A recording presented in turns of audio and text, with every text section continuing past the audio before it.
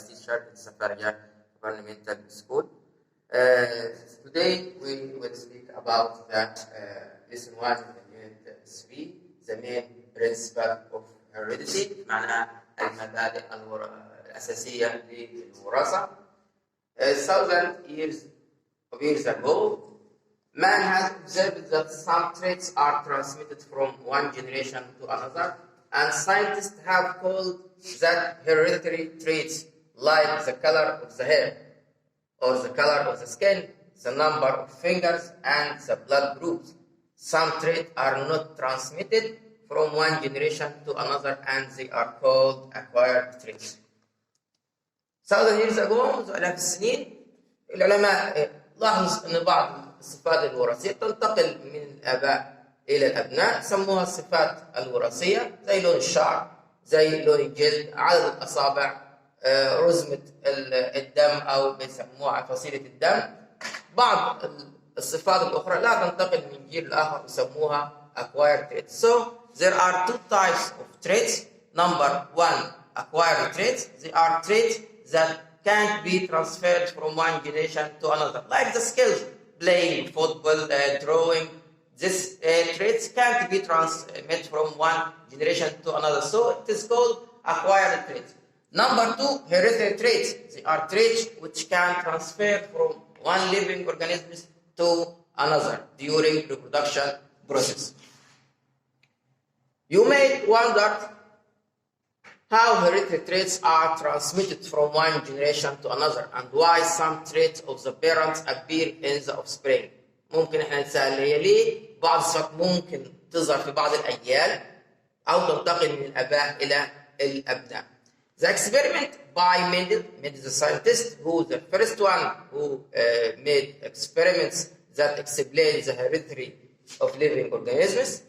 Mendel laid the basic for the scientific studies of heredity. هو وضع أساس علم الوراثة according to the results reached by Mendel, and over years hereditary scientists have gathered a lot of information on the reason why the living beings have the form they have or behave the way they do. How did Mendel start his experiment? That are the results that he researched. هنشوف مندل تجربة مندل في عمل تجربته عن الوراثة. Experiments of Mendel chose the bee plant to conduct his research, and his choice of the plant was due to the following reasons. هو ليه اختار مندل خاصة نبات البازلاء أو زي يسموه نبات البسلة؟ Number one, it is easy to plant وسهل الزراعة. It's a bee plant and it's grow fast, بينمو سريعا. Number two, the life cycle of the bee plant is short. دورة حياته قصيرة. Grow and produce seeds in a short time. Number three, the flower of the bee plants are hermaphrodite or bisexual, and this can self-pollination. So, hermaphrodite, what is meant by a flower is hermaphrodite or bisexual? Hermaphrodite flowers, it means that the flower contains the two whorls, the male gametes and the whole which produce the male gametes and female gametes, Junicium and Androcium. Junicium, it means the carpel, and Androcium, it means the stem. Number four, it can easily be artificially pollinated, human intervention. هو من السهل إن نعمله تلقيح صناعي أو بتدخل الإنسان. Number five, bee plants produce large number of plants in the generation. نبات البسلة بينتج أفراد أو عندنا نباتات كثيرة في الجيل الواحد. Number six, there are several types of bee that have pairs of contrasting traits that can be identified easily. نبات البسلة بيمتلك العديد من الصفات أو الخصائص المختلفة أو المضادة ممكن إحنا نميز ما بينها. Some of the plants are long stemmed. بعض النباتات له ساق طويلة and the other short stem. The flower of some of the plants are white and the other purple or red. في بعض الأزهار بيضاء لهذا النبات أو تكون حمراء. The buds of the bee could green in color, yellow and so on. في عندي ممكن يكون لون البرم او لون القرن عندنا ممكن يكون لون اصفر او لون ايه؟ لون احمر. Despite the numerous different traits of the bee plants, Mendel chose 7 main traits to conduct his experiment, and the following figure shows these traits. اختار مندل من هذه الخصائص 7 خصائص فقط، وهي عندنا نمبر 1 the trait seed shape، شكل الحبة. There is some seeds take the shape round shape or smooth، ناعمة أو ملساء.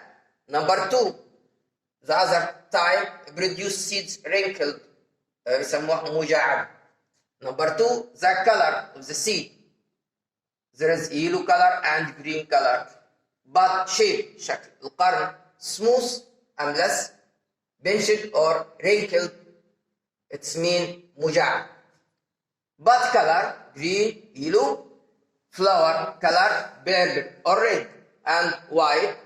Flower position وضع الزهرة maybe side ممكن يكون جانبي، end ممكن يكون انتهائي أو طرفي. Stem height ارتفاع الساق. tall long stem or short stem، ساق طويلة أو ساق قصير.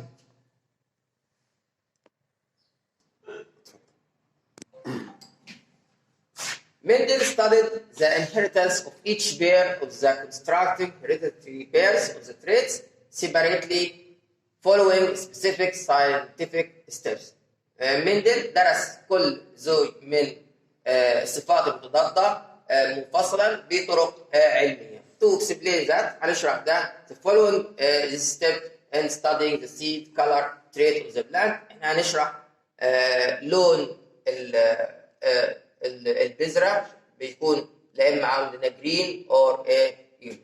Mendel's experiment to study the seed color of the bee plant. تجربة مندل لدراسة هذا لون البذرة. Number 1 Mendel planted bee plants that produce yellow seeds and bee plants that produce green seeds for several generations to make sure that the purity of these traits.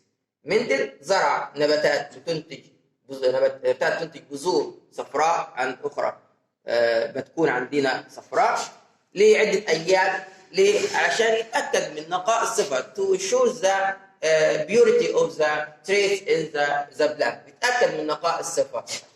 Thus the yellow seeds produce yellow seeds plant generation after another.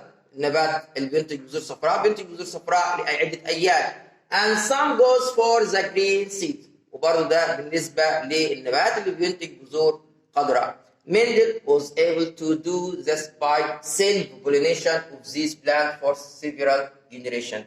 مندل عمل هذه التجربة عن طريق بنسميه عندنا اللي هو التلقيح الذاتي لنفس النبات. Number 2 after making sure of purity of the yellow and green seed trait of the plant, the seed of these plants parent were planted. هو زرع البذور اللي حصل عليها من النبات اللي بينتج بذور خضراء وصفراء. When plants were produced carrying flower, Mendel removed the stamens from the flowers of the plant before the answer became mature.